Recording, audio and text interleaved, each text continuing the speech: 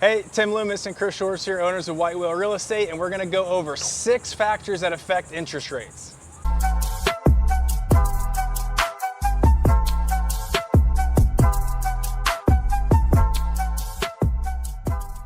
All right, guys, so before we get going, please remember to like, subscribe, and follow. We appreciate you very much. It helps Sim and I stay motivated to keep bringing out good videos for you. Please leave a comment below on what you'd like to see in the future.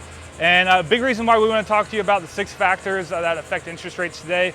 It seems to be the most hot topic in real estate right now. Are they going up? Are they going down? Should we sideways? Buy? Should we sell? What should we do?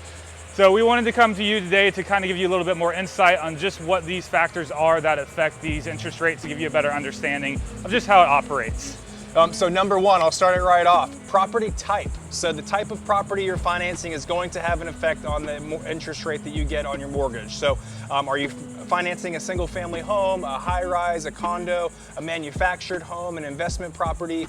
The 3 last types I mentioned typically are going to have a higher interest rate than a single family. Yeah, definitely.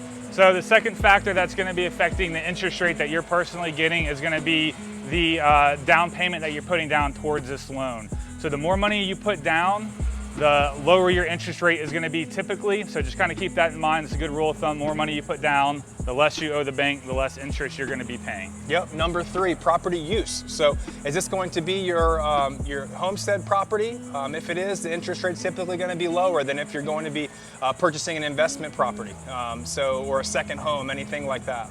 Right, definitely. And I think a lot of people kind of get a little discombobulated with that one on the property type, if it's going to be either single family or investment or anything like that. Just know if it's your homesteaded, that's going to be your lowest interest rate because you're going to be personally invested in that property yourself because you're going to be staying there. So the third, not everybody follows the rules on that one, but yeah. But you're supposed to follow the rules. Yeah, definitely. And so we're on number 4. 4 now. Yep. So number 4 is going to be the loan amount. So that's going to be different from the down payment that you're putting down.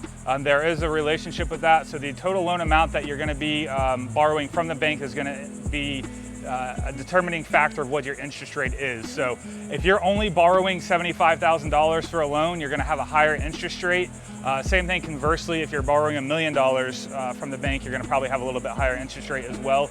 So the bank, just like your credit score, they're always wanting to have that sweet spot going on of just the right amount, just kind of like the Goldilocks thing, the perfect fit. So again, it's really hard to really narrow down exactly what that loan amount is, but your loan amount is going to also be another determining factor on what your interest rate is going to be. There's a magic number in the middle there. Yeah. And then the last one for number 6 is going to be your credit score. So the big one, everyone always wonders, I have a 750 credit score. What they do is typically they'll take a few different scores, and then depending on how many borrowers are on the loan, they take the middle score of the lowest borrower. If you have questions on that, let us know. We can explain how that works. But typically someone that has a 750 credit score is probably going to be around 1% lower on their interest rate than someone who's at like a 650 or a 670. So your credit score definitely is a big major player in the interest rate that you get on your mortgage.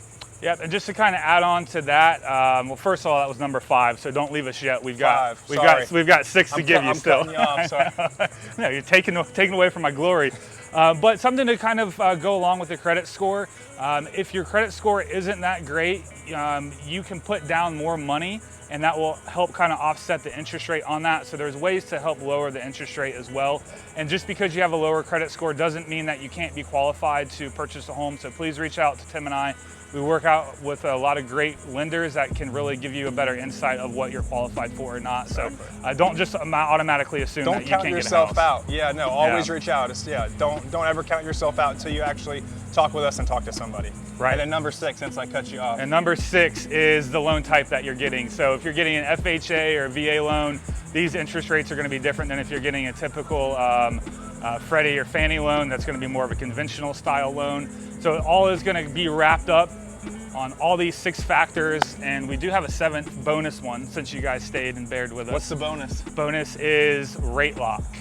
So rate lock is something that's important to consider when you're getting ready to purchase a home. Generally, a rate lock is going to be about a 30-day window that the mortgage company will lock you into that specific rate. Now, they'll go as low as 15 days. They go up to 60 days. The longer your rate lock is, the higher your interest rate is going to be, because that's more risk to the lender, the mortgage company, for them to have to lock you into that rate. Protect their necks and protect their profits. That's right, because like us and like them, nobody has that crystal ball. So for them having to extend out a guaranteed rate for you for 60 days is a greater risk for them. So 7 factors total? 7 factors total, yep. So if you have any questions, or if there's anything we can do to help you, get you pre-approved, help you with your next purchase or sale of a property, be sure to reach out to us. All of our information is below. And again, like, subscribe, follow. We appreciate you very much.